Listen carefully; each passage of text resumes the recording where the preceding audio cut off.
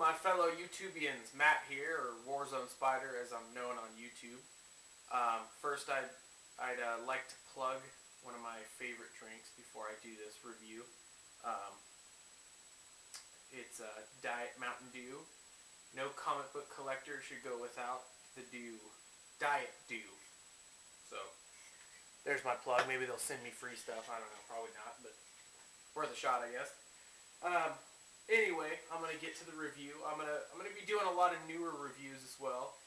But the first review that I'm gonna do for the Comic Community Central channel is an older classic. It's from the Silver Age from 1968. He's one of my favorite characters. I can't say enough good things about this series. It only lasted 72 issues, but they're phenomenal 72 issues. And it is Submariner, and more specifically Submariner #1. This tells the origin of Submariner and how he came to be. I'll give you a little backstory on Subby. He was one of Timely Comics, which turned into Marvel Comics' very first heroes. So he's been around since the 40s. I wouldn't say he was one of the popular characters back then, but, obviously he kind of was, because he was one of the only ones. But, yeah, he had been through the Golden Age, and then got resurrected in comic books in the Silver Age with Fantastic Four #4. And very classic story as well. And from that appearance, he had gained popularity with the new readers of the Silver Age, the 60s. And he garnered an appearance in Tales to Astonish. And from there, it took off. Submariner's character just took off.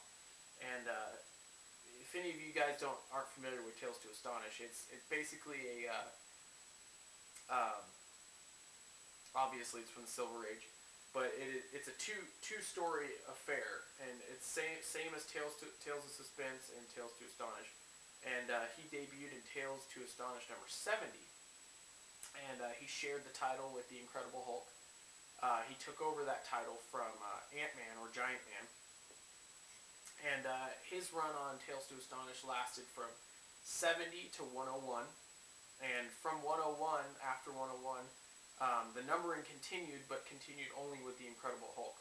So the Incredible Hulk that we know, from the 60s onward is actually from Tales to Astonish. And so when the Hulk took over the main title, there was nowhere for Submariner to go. And vice versa. On Tales of Suspense, it ended on 99, and Captain America took over the title with 100, and there was nowhere for the other two main characters to go, which were Iron Man and Submariner. So Marvel did a one-shot, Iron Man and Submariner, kind of just to test the waters, see how that was going, and it did very well. So it garnered both Iron Man and Submariner their own series. So from that became Iron Man #1 and Submariner #1 from 1968. And like I said earlier, basically what this is, it's an origin issue, and I'll take you through it here in a second. But Roy Thomas wrote it, and John Buscema is the artist. Basically what it is Submariner is fighting this character here, and his name is Destiny. And he's fighting this character Destiny. This is the second time they've met. He ends up, as they're brawling, ice comes down and traps the Submariner. So in a trapped state, he's thinking back of what he can remember. He got hit in the head, and he can't really remember anything. He's trying to think back who he is, what's happening, and he thinks back of a tale told by his mother, Princess Finn, from Atlantis. And the tale is how she met his father, and what it entailed was Submariner's father was a captain, an American captain, and he was he guided a ship that broke ice, so it cleared the way of ships that could get through the ocean. And during one of their missions, he had broken the ice that had destroyed part of Atlantis. So they sent up a crew. I don't know if you can see. That's where it's destroying part of Atlantis. So they sent up a crew to find out what's going on. But before they did that, Princess Finn decided that she would go up alone, just to see what's going on.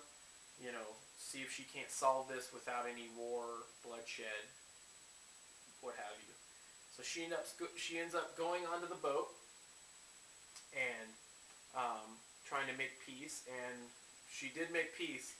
She ended up shacking up with the captain there, and they got married after a few days. So that's the wedding there. And of course, from that, Submariner came. Well, after a few weeks of her being up there and no sign of her coming back down, and she's been missing for a few weeks, they sent up a crew. The Atlanteans sent up a crew and go pick a fight with the Americans. And in that fight, Captain Leonard Mackenzie dies. He gets shot. So Submariner's father dies. Devastated from that, Princess Finn goes back down to Atlantis and obviously has Submariner. And he basically takes over as King of Atlantis. He fights alongside the Americans because that's what his father was. He was an American, so he fights alongside the Americans during World War II and battles the Germans. And on a side note, these ads in these 60s comics are just phenomenal. I love these ads. Just fun to read, fun to look at how different they are now. You know, like free muscle course that'll get you muscles that are bigger than your head. But just hilarious stuff. But anyway, so Submariner goes up and battles alongside the Americans during the war. When the war had ended and peace settled upon the earth, there was a bitter rivalry with Byra, the Emperor's ambitious stepson. So the Atlantean stepson decides to raise his people to usurp Submariner, and basically a big fight comes from that, and Submariner takes a few hand-picked warriors to go up to the surface to fight them. And as that happens, the hand-picked warriors die, of course, and Submariner's the only one. So he speeds through the water trying to get out of the situation he's in, and ends up on the surface. And he comes upon these caves where the source of the blasts came from. And the blasts are basically what had killed the 6 hand-picked warriors that Submariner brought up to the surface with him. And so he goes up to the surface, and this is where he meets this guy for the first time. And he ends up battling him, and the dude just wrecks the Submariner. He just basically he puts these thoughts. He's a mind reader, so he puts these thoughts into Submariner's head, and Submariner doesn't know how to deal with these mental powers, and he completely forgets who he was, and he just gets the shit knocked out of him basically, and he ends up going up to the surface. After he fights this guy, he goes up to the America, and I think it says, long, weary hours later, my memory utterly gone. He doesn't remember who he is. You know, he got the crap kicked out of him, basically. And he ends up in the city of New York. So he's wandering the city of New York, and these guys decide to take him on. You know, they they know who he is, but he doesn't know who he is. So they decide to take him on, and of course, his natural abilities happen, and he kicks the crap out of all these thugs, and he ends up deciding to go into disguise because he thinks because of the way he looks, he's just going to get attacked anytime anyone sees him. So he throws this coat on, and it says, "And so perplexed, purposeless, I who would become a prince became a human derelict. And meanwhile, days turned to weeks, and weeks turned to years."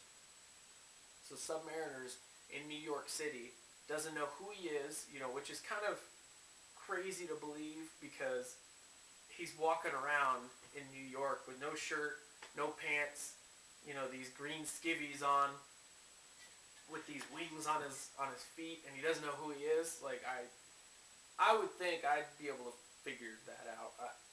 Just saying, I don't know. Maybe maybe I'm wrong, but you'd think he'd be able to put two and two together there.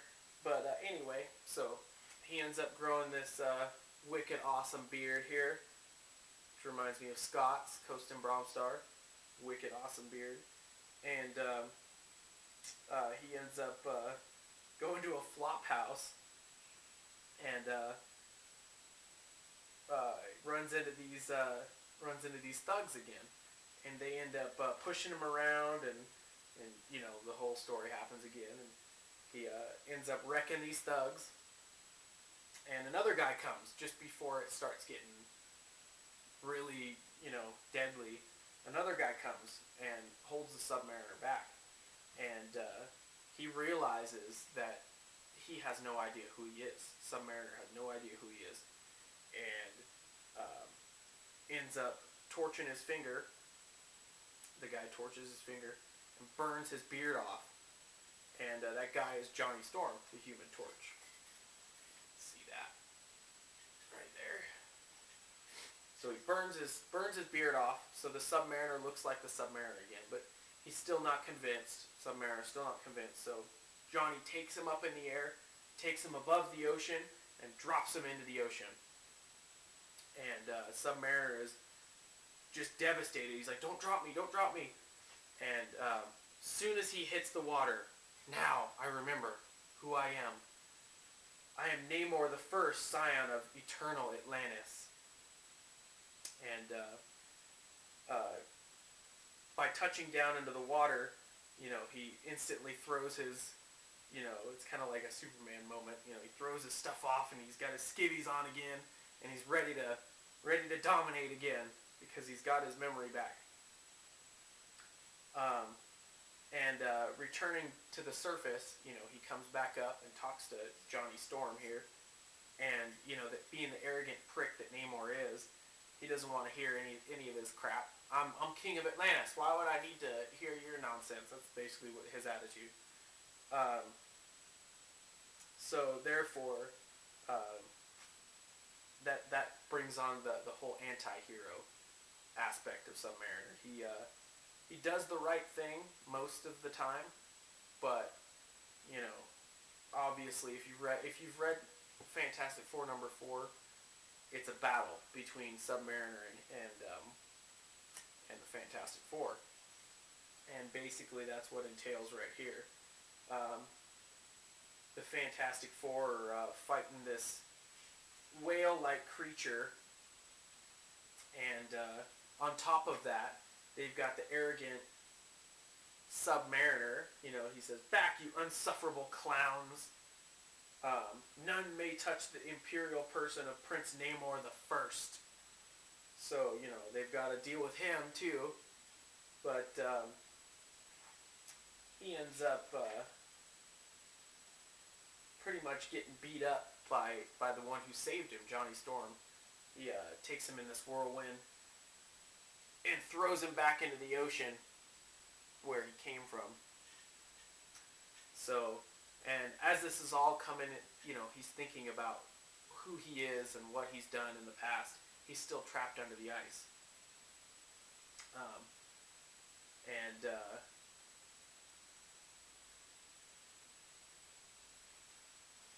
and so he's still trapped under the ice. And as he's moving, he remembers who he is. I'm the king of Atlantis. I can do this. I can do this. And that's where he frees himself from the ice, smashes the ice off of him, and now he's on a mission. He's going to destroy anyone who's in his path. So anyway, that's basically Submariner #1. It's his origin issue. Um, great issue. And like I said, the Submariner books are all. I mean, after this one, the origin issue, it gets a lot better because you know who he is, who he fights, and who he battles, and I mean, if you're in for a good story, Submariner are great books to own, and yeah, just check them out. They're relatively cheap. They're not too expensive. This is the most expensive one. After you get this one, it's pretty cheap, and they have just classic cover, like the best covers in comics or Submariner covers. So anyway, guys, that's the big premiere issue of Submariner #1. Hope you liked it. Hope it intrigues you to maybe go check out Submariner. And anyway, guys, I'll see you guys soon. Hope you guys have a good day. Peace.